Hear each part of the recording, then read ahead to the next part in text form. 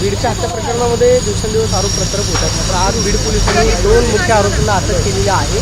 मात्र मास्टर माइंडवरला या प्रकरणामध्ये सहभागी करायची केंद्राची मागणी आहे. कुणाचा दबाव आहे असं वाटतं या प्रकरणात? तर बघा, आरोप प्रत्यारोप आता कुठेही होत नाही. सगळ्यांना माहिती आहे आरोपी कोण आहे आणि मग आरोपीला आता पोलीस कोठडीमध्ये तिथे ठेवलं गेलं आहे. त्याच्याचबरोबर असं कळतंय की राहिलेल्या 3 पैकी 2 जे मारेकरी होते त्यांना पकडलंय, पण अजून स्पष्टपणे कुठं अजून कळालेलं नाही. त्यामुळे देशमुख कुटुंबियाची व तसंच महाराष्ट्राच्या सामान्य जनतेची मागणी एवढीच आहे की आता हे जर जबाबदार असतील, ज्यांना पकडलं आहे, तर लवकरात लवकर त्यांच्यावर कारवाई झाली पाहिजे, कडकच्या कडक शिक्षा झाली पाहिजे. आणि असं धाडस कधी कुणी करू नये या महाराष्ट्रामध्ये, असं एक कुठे ती प्रथा या सरकारली आणि प्रशासनाने या महाराष्ट्रामध्ये सुरू केली पाहिजे, असे आमच्या सगळ्यांचं मत आहे. ताई, दादा, लाडक्या बहिणीचे ना निकष परत बदलणार झालेत. धुळ्यासारख्या ठिकाणी ना काही लाडक्या बहिणीचे पैसे परत सरकारच्या खात्यात गेलेत. जेव्हा इलेक्शन होतं जेव्हा त्यावेळेस सरसकट दिलं गेलं आणि आता निकष बदलले जात आहेत. सरकार कुठेतरी माघार घेते यामध्ये. केंद्र सरकारने काही वर्षांपूर्वी शेतकऱ्यांसाठी एक योजना आणली होती, ज्याच्यामध्ये दर महिन्याला आम्ही एवढे पैसे देऊ असं त्यांनी सांगितलं होतं. सुरुवातीला सर्व शेतकऱ्यांना पैसे मिळाले, पण टप्प्याटप्प्याने आज जर आपण बघितलं तर 70% शेतकऱ्यांचे पैसे आता थांबलेले आहेत. आता इलेक्शन झालं, बहुमत हे आता भाजपला मित्रपक्षाला मिळालेलं आहे. आता तुम्ही बघाल की हळूहळू टप्प्याटप्प्याने बऱ्यापैकी आमच्या लाडक्या बहिणींना ते योजनेपासून वंचित ठेवतील. अनेक महिला वंचित आहेतच, पण ज्यांना आत्ता पेन्शन 1500 रुपये महिन्याला मिळतं आहे ते सुद्धा कदाचित कमी केलं जाईल. पण आम्ही आता विरोधात आहोत. आम्ही आमच्या लाडक्या बहिणींसाठी तिथं भांडू आणि जर उगाचच नावं कमी केली जात असतील तर मग आम्ही ते होऊन देणार नाही, याची दक्षता नक्कीच तिथं घेऊ. आरोपी म्हणजे वाल्मिक कराड यांच्यासोबतचे फोटो जे आहेत ते अमोल मित्तरेंकडून ट्विट केले जातात. त्याच्यानंतर जो आहे अमोल मित्तरेंकडून ट्विट करण्यात आला की काहीच समजत नाही की बप्पाचं खूप अवघड आहे. विषय एवढाच आहे की धनंजय मुंडे साहेब हे आमच्या पक्षातले मोठे नेते होते. आज ते अजितदादांबरोबर आहेत.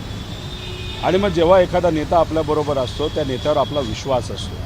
आणि नेत्या जर आपला एखाद्या कार्यकर्त्याला हा माझा फार जवळचा आहे, हा माझा फार निष्ठावंत आहे, ह्याच्याशिवाय मी दुसरं काहीच करू शकत नाही, बीडमध्ये एखादा निर्णय घ्यायचा असेल तर याच्याशी संपर्क साधावा लागतो, अशा पद्धतीने एखादा नेता जर त्यांच्या कार्यकर्त्याला तिथं इंट्रोड्यूस करत असेल तर मग त्यावेळेस आम्हीसुद्धा फोटो त्यांच्याबरोबर काढले असतील. त्यामुळे कुठंतरी दिशाभूल आमची झाली असावी तर कोणाचीही झाली असावी. यांचं मत आहे की कोणाचा फोटो कोणाबरोबर, कारण का एखाद्या वेळेस आम्ही एखाद्या कार्यक्रमाला गेलो तर आमच्याबरोबर फोटो काढणारे अनेक लोक असतात. नरेंद्र मोदी साहेबांबरोबर फोटो काढणारे अनेक लोक आहेत जे आज वेगळ्या एरियामध्ये काम करतात, पण मोदी साहेबांना ते माहीत नव्हतं. तसंच देवेंद्र फडणवीस साहेबांचं, पवार साहेबांचं, आमचं आहे. त्यामुळे कोणाबरोबर फोटो काढला जातो त्याचे लिंकिंग करणं हे योग्य नाही.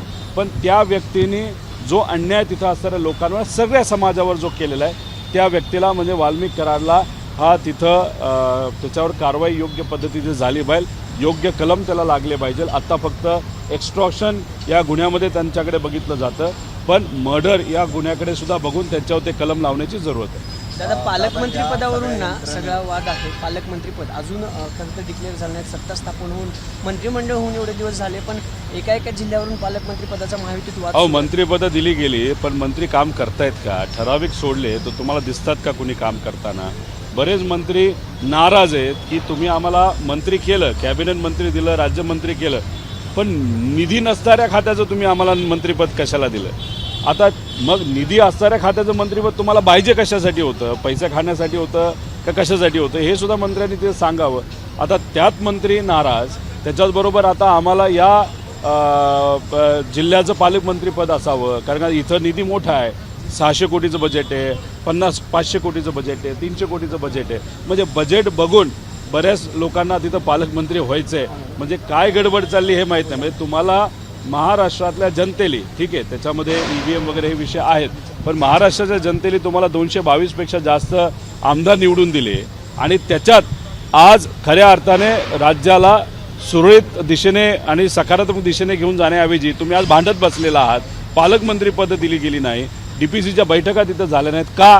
कारण का सगळ्यांना चांगला पैसा असणारी खाती आणि पदं आणि पालकमंत्रीपदं पाहिजे. दुर्दैव असं की एवढं मॅन्डेट मिळून सुद्धा यांना निर्णय घेता येत नाही, म्हणजे कुठं ना कुठंतरी या सरकारमध्ये गडबड आहे असं आपल्याला म्हणावं लागेल. अशी भाजपचे जे नेते आहेत त्यांनी आरोप केला की एनडीएमध्ये जाण्यासाठी शरद पवार आणि उद्धव ठाकरेंच्या पक्षाची स्पर्धा सुरू आहे की सत्तेमध्ये कसं सहभागी व्हायचं. असं कोण म्हणलं? भाजपचे आमदार आशिष देशमुख. आता ते बोलले असतील. आता आशिष देशमुख साहेब हे विदर्भातले येतात, नागपूरचे येतात. आता ते आमदार झालेले आहेत, त्यांचं अभिनंदन आम्ही सगळ्यांनी मिळून त्या ठिकाणी केलं.